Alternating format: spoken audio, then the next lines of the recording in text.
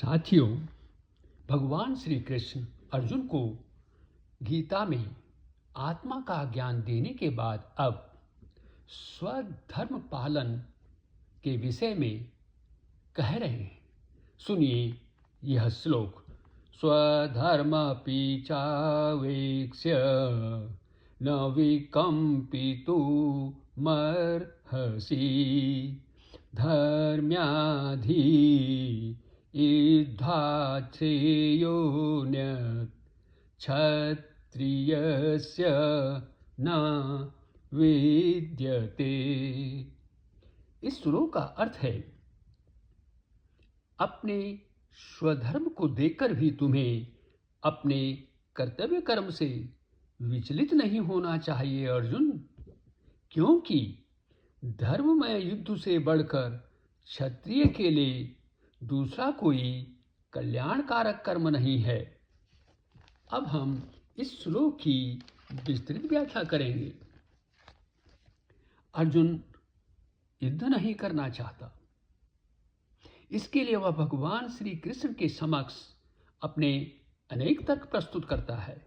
वह कहता है कि इस युद्ध में मुझे कुछ अच्छाई नहीं दिखती और मुझे तो न विजय चाहिए, न राज्य और सुख की भी मुझे इच्छा नहीं है।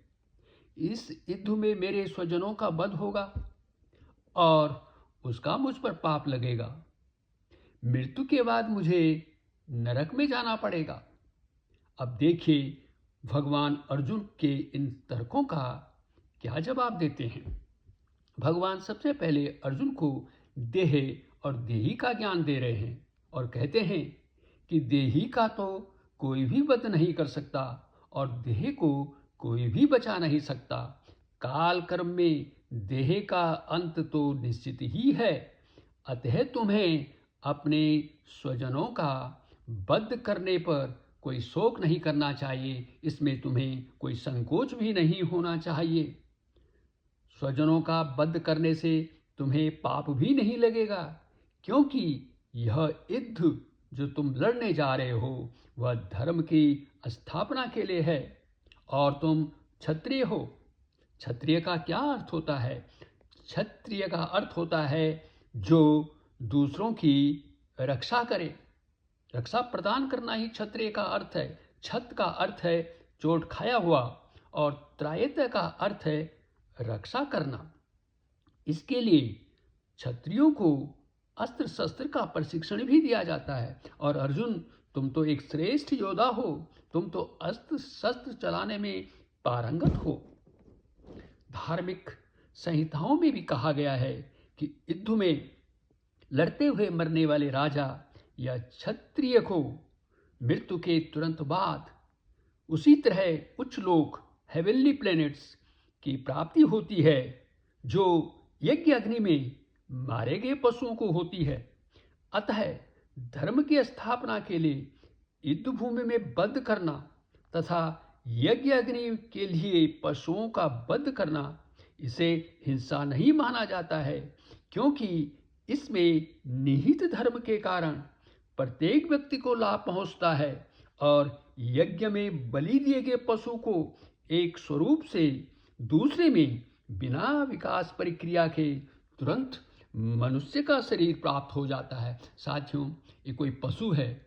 पहले ये प्रथा थी कि जो बलि दी जाती थी पशुओं को, तो उसके लिए उस समय जो ऋषि हुआ करते थे, जो ब्राह्मण हुआ करते थे, वो उच्च कोटि का हुआ करते थे और वे अपने मंत्रों उच्चारण से ही उस पशु को तुरंत स्वर्गलोक की प्राप्ति का रास्ता प्रशस्त कर देते थे।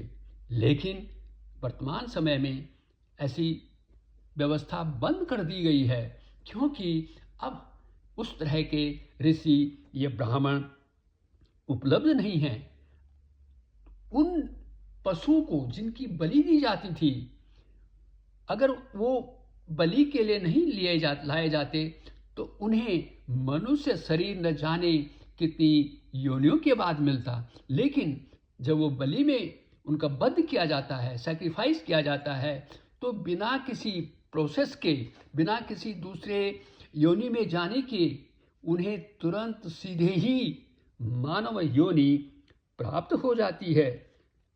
तो साथियों, इसका तात्पर्य ये नहीं है कि हमें हिंसा को प्रोत्साहित करना है, लेकिन हिंसा आवश्यक होती है जब समाज में, राष्ट्र में धर्म की स्थापना, शांति की स्थापना या फिर कानून व्यवस्था को बनाए रखना होता है। मनुस्मृति में भी कहा गया है कि युद्ध में परस्पर एक दूसरे का वध करने की इच्छा रखने वाले राजा अपनी संपूर्ण क्षमता से लड़ें और युद्ध भूमि से पीठ दिखाकर न लौटें। पराशर स्मृति में भी कहा गया है और क्षत्रिय के लिए एक निर्देश है कि वह प्रजा की रक्षा करे, हाथ में शस्त्र धारण किए ही रहे, दंड भली भांति से दे और पृथ्वी का पालन करे। क्षत्रिय का यह कर्तव्य है कि वह युद्ध करने से पहले यह भली भांति जान ले कि जो युद्ध कर रहा है वो किस पर्पस के लिए कर रहा है। क्या इससे समाज में न्याय की व्यवस्था होगी, कानून की व्यवस्था होगी, या शांति स्थापित होगी, धर्म की स्थापना होगी कि नहीं। अगर ऐसा नहीं है तो वह युद्ध धर्म युद्ध नहीं कहा जाएगा। लेकिन जो युद्ध अर्जुन लड़ने जा रहा है वह तो धर्म युद्ध है, धर्म की स्थापना के लिए है। इसलिए भगवान अर्जुन से कहते हैं कि छात्र धर्म के अनुसार तुम्हें यह युद्ध करना अवश्य है, क्योंकि यह तुम्हारा कर्तव्य है। तुम्हें अपने धर्म का पालन करना चाहिए, अपने इस कर्तव्य से तुम्हें विमुख नहीं होना चाहिए। अतः स्वधर्म का पालन तुम्हारे लिए नितांत आवश्यक है। इस धर्ममय युद्ध में पांडव और कौरव सेना के जो भी योद्धा मारे जाएंगे वे सीधे स्वर्ग को प्राप्त होंगे और इसका तुम पर कोई पाप भी नहीं लगेगा। अब जब भगवान यहाँ पर अर्जुन को कह रहे हैं स्वधर्म के पालन के विषय में, तो हमें यह जानना भी आवश्यक है कि ये स्वधर्म क्या होता है, ये कितने प्रकार का होता है। स्वधर्म होता है कि जो हमारा अपना निजी कर्तव्य है, आवर ओन नेचुरल ड्यूटी, उसको हम क्या कहते हैं, स्वधर्म कहते हैं।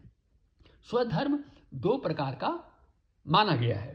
पहला है शारीरिक धर्म और दूसरा है आध्यात्मिक धर्म।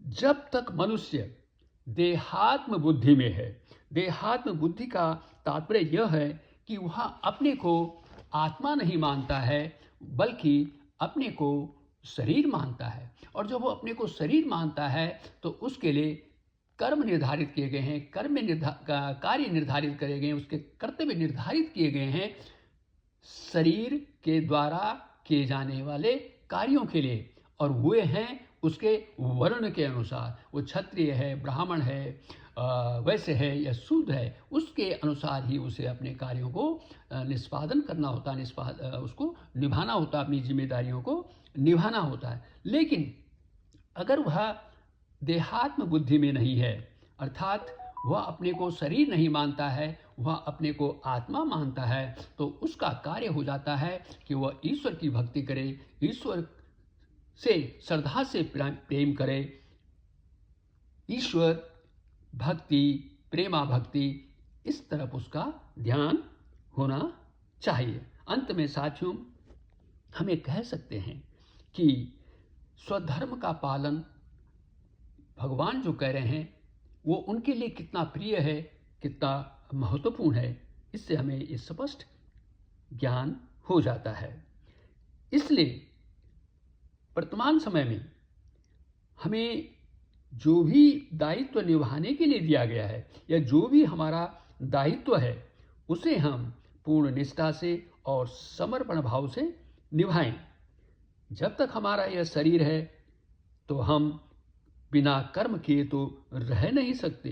कोई न कोई कार्य हमें अवश्य करना पड़ेगा। हमें समाज में जो भी भूमिका मिलेगी या मिली है उसे अपना परम कर्तव्य मानकर निष्काम भाव से हमें उसे पूरा करना चाहिए। इससे समाज का विकास भी होगा, हमारा मन भी शुद्ध होगा और हमारा मोक्ष प्राप्ति का मार्ग भी प्रशस्त होगा। साथियों, यहाँ पर हम बात कर रहे थे वर्ण आश्रम की। अब वर्ण आश्रम नहीं है, लेकिन उनका जो रूप है, जो युद्ध करने का जो उसमें एक प्रवृत्ति आई है, जो परिवर्तन आया है, वो निभा रहे हैं हमारी सेनाएं, हमारे फोर्सेस, हमारे पुलिस, हमारे पैरामिलिट्री फोर्सेस। तो क्या उनका ये कर्तव्य नहीं है जो पहले क्षत्रिय राजाओं का हुआ करता था, क्षत्रियों का हुआ करता था? वही ड्यूटियां तो वो कर रहे हैं। वे अपनी इन ड्यूटियों से विमुख नहीं हो सकते हैं। जैसे अर्जुन चाहता है कि वह युद्ध नहीं करे, क्योंकि अगर वो युद्ध नहीं करेगा तो ये कौरव तो आतताई हैं, वो पता नहीं कितने लोगों को किस किस तरह के कष्ट दे सकते हैं। तो उनको तो समाप्त करना, उनका तो अंत करना जरूरी बन जाता है अर्जुन के लिए। इसीलिए भगवान कह रहे हैं तुम युद्ध करो। इसी तरह जो हमारी सेनाएं हैं, जो हमारे पुलिस फोर्सेस हैं, पैरामिलिट्री फोर्सेस हैं, उनके लिए भी तो यही दायित्व है।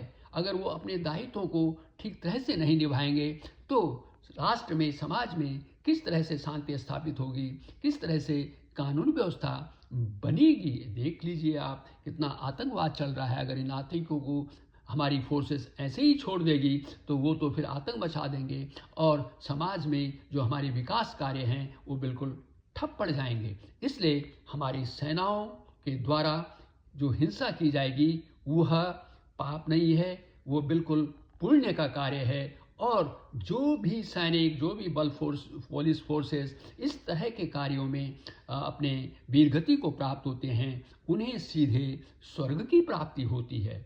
तो साथियों, हमारा तो यही दायित्व बनता है कि ईश्वर की तरफ से हमें जो भी कार्य मिले करने के लिए, उसे हम पूरी निष्ठा के साथ, पूरे समर्पण भाव के साथ निभाएं।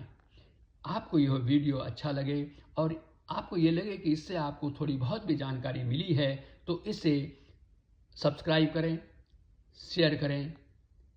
वीडियो देखने के लिए आपका बहुत बहुत धन्यवाद।